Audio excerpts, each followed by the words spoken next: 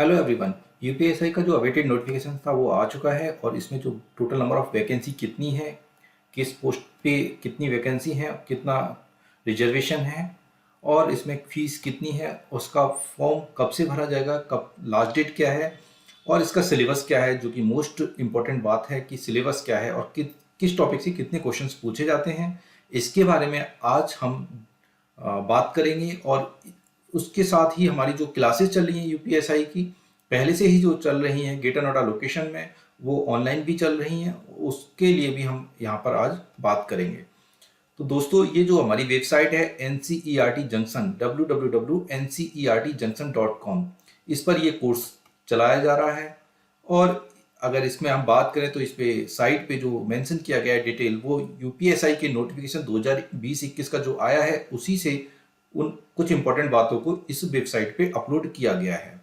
UPSI 2021 जो कि most awaited vacancy थी, हालांकि ये एक आंदोलन का ही प्रतिफल कहा जाएगा कि एक महीने पहले ही इस नोटिफिकेशन को डिक्लेयर कर दिया गया, जो कि एक बड़ी बात है और जो पहली बार ऐसा हुआ है।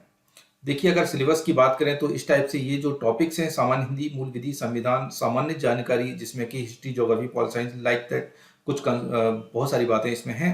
संख्यात्मक में मानसिक योग्यता, मानसिक अभिरुचि, ये सब चीज़ें अभी आएंगी सिलेबस में, हम फुल डिटेल में बातें करेंगे।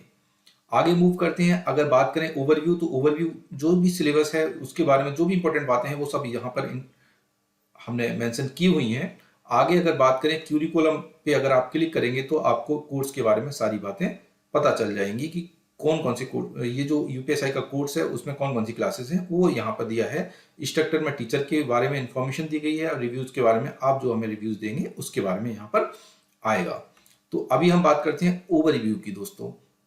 तो ओवरव्यू में अगर आप देखें तो यूपीएसआई 2021 की वैकेंसी जो होती है वो 3 विभागों में की जाती है, जिसमें से यूपीएसआई नागरिक पुलिस, जिसको आप देखते हैं जनरल ड्यूटी करते हुए, वो पर्सन होते हैं नागरिक पुलिस, जो कोतवाली थाने वगैरह में चार्ज को संभालते हैं।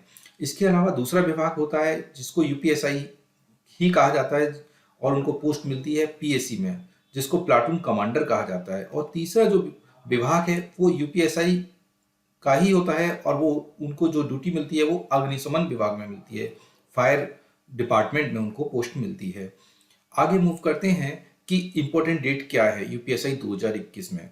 तो देखिए, डेट की बात करें तो एप्लीकेशन जो स्टार्ट होगा वो आजकल से नहीं स्टार्ट होगा, ये 1 अप्रैल 2021 से स्टार्ट होगा फॉर्म फिल करना, और ये ऑनलाइन मोड में ही फॉर्म फिल किया जा सकता है, ऑफलाइन में नहीं किया जा सकता। इसकी जो लास्ट डेट है ये 30 अप्रैल है, 30 अप्रैल 2021 इसकी लास्ट डेट है। और एग्जाम फी जमा करने की डेट भी वही है। इसके एग्जाम कब होगा, मोस्ट प्रोबेबली ऐसा माना जा रहा है कि मई के लास्ट वीक में होगा। हालांकि ये मुश्किल बात है, परंतु ऐसा संभावना प्रकट की जा रही है। एडमिट कार्ड कब होंगे इसके बारे में नोटिफिकेशन दिया जाएगा बाद में, पहले फॉर्म तो फिल हो जाए उसके बाद ही होगा। अगर एज लिमिट की बात करें, ये भी एक इम्पोर्टेंट फैक्टर है। इसकी जो एज लिमिट है वो मेंशन की गई है 1 जुलाई 2021 से काउंट की जाएगी, और इसमें 21 ईयर कम से कम एज होना आवश्यक है, जबकि अधिकतम एज 28 ईयर ली गई है। हालांकि OBC, SC category, ST category के लिए रिजर्वेशन का भी प्रावधान है। इसमें जो प्रावधान है उसके बारे में भी आगे मेंशन किया गया है। अगर कब से कब तक की एज वाले कैंडिडेट फॉर्म फिल कर सकते हैं उसके बारे में बात की जाए तो 1 जुलाई 1993 से 1 जुलाई 2000 के बीच में अगर पर्सन कोई बॉर्न हुआ है तो वो 100% इस वैकेंसी को फिल कर सकता है। हालांकि जो रिजर्व कैटेगरी हैं उनके लिए 5 साल और जो भी प्रावधान है उसके बारे में आगे बात करी जाएगी। आगे मूव करते हैं वैकेंसी डिटेल की। तो देखिए दोस्तों, यूपीएसआई जो नागरिक पुलिस है उसमें टोटल जो वैकेंसी है वो 9027 हैं, जबकि प्लाटून कमांडर में 484 वैकेंसी का रिक्रूटमेंट किया जाएगा, जबकि फायर ऑफिस में, फायर डिपार्टमेंट में 23 वैकेंसी हैं। अगर हम बात करें एलिजिबिलिटी, एजुकेशन से संबंधित बातें करें तो यूपीएसआई नागरिक पुलिस और प्लाटून कमांडर, इन दोनों में अगर कोई पर्सन ग्रेजुएट है किसी भी स्ट्रीम से और किसी भी यूनिवर्सिटी से जो कि गवर्नमेंट ऑथराइज्ड यूनिवर्सिटी है उससे, तो वो इन दोनों पोस्ट में फॉर्म भर सकता है। जबकि अगर फायर ऑफिस में फॉर्म भरना है तो ग्रेजुएशन तो कंपलसरी है, परंतु साइंस से, विज्ञान साइंस में बीएससी इन साइंस वगैरह, साइंस जो भी सब्जेक्ट है उसके साथ में ग्रेजुएट होना कैंडिडेट का आवश्यक है, तभी वो फायर ऑफिस में फॉर्म फिल कर सकता है। आगे बात करते हैं reservation category wise vacancy detail. अगर देखें जनरल सब इंस्पेक्टर मतलब कि नागरिक पुलिस में जनरल कैटेगरी में इतनी वैकेंसी है, ईडब्ल्यूएस में इतनी है, ओबीसी में इतनी है, इस टाइप से वैकेंसी दी गई हैं। तो अगर आप देखना चाहें तो यहाँ से आप देख सकते हैं कि किस कैटेगरी के लिए किस डिपार्टमेंट में कितनी वैकेंसी हैं। आगे मूव करते हैं फिजिकल एलिजिबिलिटी, जो कि इंपॉर्टेंट बात है।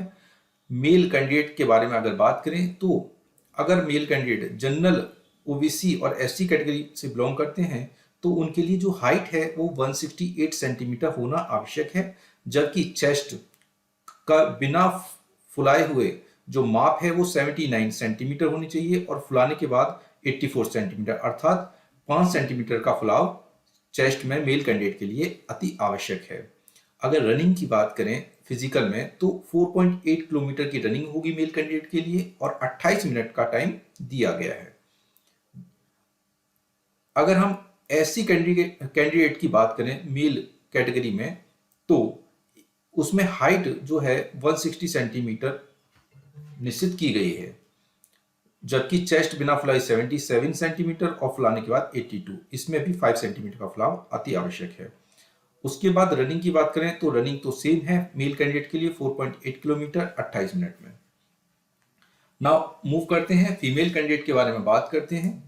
तो अगर फीमेल कैंडिडेट जनरल कैटेगरी से, ओबीसी कैटेगरी से और एससी कैटेगरी से बिलोंग करती हैं तो उनके लिए जो हाइट का प्रावधान किया गया है यूपीएसआई में वो 155 सेंटीमीटर हाइट होना आवश्यक है और ये प्रावधान यहाँ होता नहीं है। और इसके बाद रनिंग की बात करें तो 2.4 किलोमीटर की रनिंग फीमेल कैंडिडेट के लिए करनी होगी।